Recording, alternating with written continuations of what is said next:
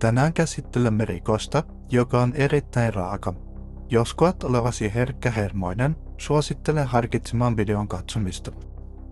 Tämä on kertomus yhdestä Suomen viime vuosien raaimmasta henkirikoksesta, Kotkan Ajorikadun kellaritaposta.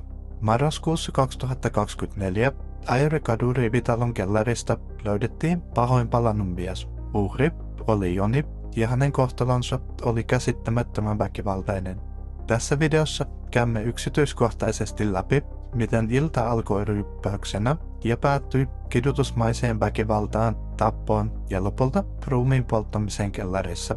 Tämä on tarina Christian Löfistä, Antti Saarenpäästä ja Anne-Mari Konttisesta sekä muista sivukatsojista, jotka eivät estäneet mitenkään. Ennen veritekoa, illan alku. Marraskuu 17. päivä 2024 sunnuntai Ajorikatu 10. Kotkassa.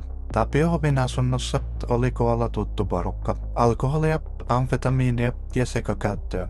Paikalla olivat Löf, Saarenpää, Konttinen, Järvinen, Vihersalo, Könönen ja myös Joni. Kello 20 jälkeen Christian Löf ampuu pienoispistoolilla kattoon. Myöhemmin hän kuvaili kuulusteluissa. Olin vitun kännissä ja ammuin katon läpi. Kai siinä joku vitutti. Riita, amfetamiinista, tapahtumat kärjistyvät. Joni oli käyttänyt Löfin omistamaan noin 9 gramman amfetamiinia ilman lupaa. Tämä laukaisi rajun riidan. Saarenpää piilsi Jonia kylkeen keittiöveitsellä ja Löf potkaisi Jonin lattialle. Pahoinpitely ja eskaloituminen. Noin 23.30 pahoinpitely kiihtyi. Joni makasi lattialla, kun Löf ja Saarenpää potkivat häntä päähän ja ylävartaloon. Löf käytti sahalaitaista keittiöveistä, jolla viilsi Jonia selkään ja lapojen väliin. Saarenpää haki vasaran ja iski sillä useita kertoja Jonia päähän. Löf puolestaan haki rikkalapien tallikon ja löi niillä Jonia päähän ja ylävartalon alueelle. Ylhäältä alas. Anne-Mari Konttinen osallistui lyömällä Jonia rikkoharalle. Oikeustieteellinen arvio. Kallon sisäiset verenvuodet ja kallon murtumat. Useita ruhjeita ja viiltoja. Hengenvaaralliset pääniskut aiheuttivat kuoleman. Pihalle ja kellariin. Joni siirrettiin pihalle, missä häntä potkittiin ja tallottiin päähän. Lopulta Joni oli eloton. Tämän jälkeen Löf, Saarenpää ja Konttinen raahasivat ruumiin kellariin.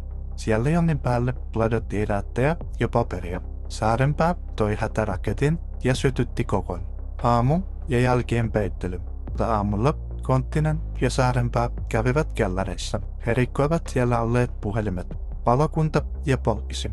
Pelastuslaitos kävi asunnolla 2 kertaa. Ensimmäisellä käyntikerralla noin 7:30 aikaan illalla 18. marraskuuta. Kellarissa makaavaa ruumista ei vielä löydetty. Savun muodostus sakeni ja pelastuslaitos tuli asunnolle vielä uudestaan seuraavan päivänä 19. marraskuuta hieman ennen keskipäivää.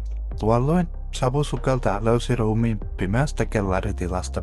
Tutkinta alkoi tappona, mutta nimike muuttui murhaksi, kun selvisi, että Joni oli kuollut jo ennen kellaripaloa.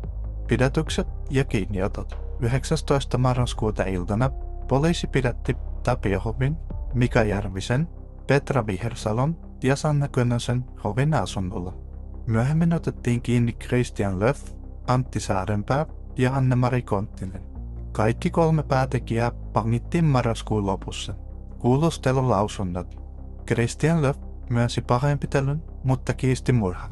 Hän kertoi, mä hakkasin, mutta en mä yksin tappanut. Siinä oli semmonen ikävä juttu, että Joni ikään kuin omine piirit.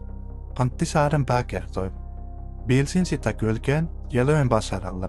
En tiedä, milloin se oikeasti kuoli. Hän kuvaili sytyttäneensä myös tulen kellarissa. Anne-Mari Konttinen kiisti pääroolin, mutta myönsi. Mä löin rikkoharalla pari kertaa, mutta en muista paljon muuta. Mä olin niin sekaisin. Hän myönsi osallistuneensa ruumiin raahamiseen ja peittelyyrityksiin. Syyttäjän näkemys ja syytteet. Syyttäjä vaati kaikille 3 murhatuomiota ja hautarahan rikkomista. Oikeudenkäynti ja tuomiot. Oikeudenkäynti kesti 3 päivää. Lopulta Antti Saarenpää tuomittiin 12 vuoteen taposta ja hautarauhan rikkomisesta. Christian Löf 10 vuotta samoista rikoksista. Anne-Mari Konttinen rikoksiin osallistumisesta ei tuomiota taposta. Käräjäoikeus katsoi, että murhan tunnusmerkit eivät täyttyneet. Tämä tapaus on kylmä esimerkki siitä, mitä huumeet voivat tehdä ihmiselle. Joni tapettiin amfetamiinimäärän vuoksi, joka vastaa katuarvossaan noin 200 euroa. Häntä siis lyötiin veitsellä, vasaralla, rikkaharalla ja tallikolla. Ja lopuksi vielä ruumis poltettiin. Kaikki tämä 200 euron takia. Vaikka tekijät saivat Suomen mittakaavassa korkeat vuosituomiot, kokisin itse, että tämmöisistä tapauksista pitäisi antaa jokaiselle elinkautinen tuomio, eikä yhteiskuntaan enää ikinä päästä. Kerro kommenteissa, mitä olet mieltä tästä tapauksesta. Olisiko sinun mielestä tämä pitänyt tuomita murhan, vai oliko tappelunomainen tappo oikea ratkaisu? Kommentoi alle. Teen suomenkielisiä rikosaiheisia videoita, joten jos pidit videosta, tykkää, tilaa ja kommentoi, mistä aiheesta teen seuraavaksi. Lisään, että kyseessä ei ole minun oma näkemys asioista, vaan video on tehty täysin esitutkinnan perusteella ja kaikki tässä käytetyt tiedot ovat esitutkinnasta otettuja.